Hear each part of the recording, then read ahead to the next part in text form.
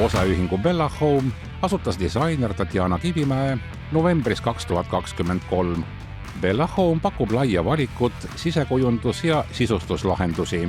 Ettevõtte põhitegevusaladeks on sisekujunduse loomine korteritele, majadele ja äripindadele, sealhulgas projekteerimine ja autorijärelevalve, mööbli tootmine, kokkupanek ja paigaldus niisketesse ruumidesse nagu vannitoad, pesuruumid, tualetid ja köögid.